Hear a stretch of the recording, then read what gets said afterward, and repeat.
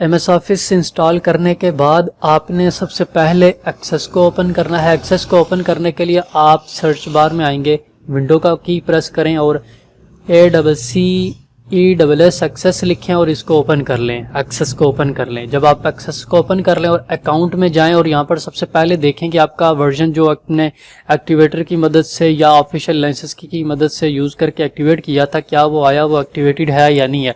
अगर तो एक्टिवेटेड नहीं है तो सबसे पहले तो आप उसको एक्टिवेट कर लें।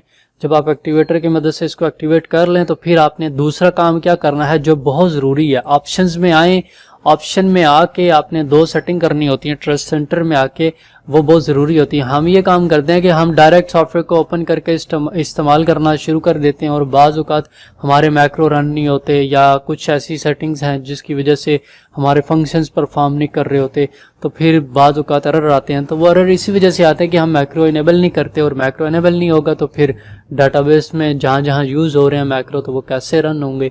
तो इसके लिए आपने करना क्या है, ट्रस्ट सेंटर में आना है। ऑप्शन में मैं गया था, ऑप्शन के बाद ये बॉक्स ओपन होगा और ट्रस्ट सेंटर में आएंगे। यहाँ से ट्रस्ट सेंटर सेटिंग में आएंगे। यहाँ पर क्लिक करने के बाद आपके पास मैसेज बार वाला एक तो ये ऑप्शन आता रहता है अक्सर, तो आपने ये वाला इस तरह होगा तो आपने इसको नेवर शो करना है। ये वाली सेटिंग करने के बाद मैक्रो सेटिंग में आना है।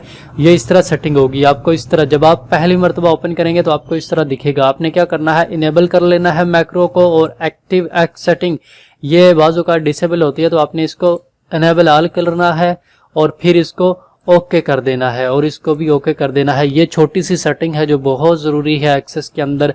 जब भी आप वर्किंग करें, MS ऑफिस जब भी इंस्टॉल करें और एक्सेस को फर्स्ट टाइम ओपन करें तो ये सेटिंग आपने लाजमी करनी है। मैक्रो इनेबल होंगे तो तभी डाटाबेस आपका ओपन होगा। तो ये वो सेटिंग थी जो कि MS ऑफिस को इंस्टॉल करने के बाद ज़रूरी थी। ये इस वीडियो के अंदर बस यही चीज़ थी, और नेक्स्ट वीडियो के अंदर इंशाल्लाह हम बाकी फर्दर चीज़ों को देखेंगे कि कैसे MS ऑफिस के बाद डाटाबेस जो मदरसा डाटाबेस मैनेजमेंट सिस्टम सॉफ्टवेयर उसको कैसे इंस्टॉल करना है। तो इस वीडियो के अंदर इतना ही था। इंशाल्लाह नेक्स्ट वीडियो के अंदर बाकी चीज़ें डिस्कस करते हैं।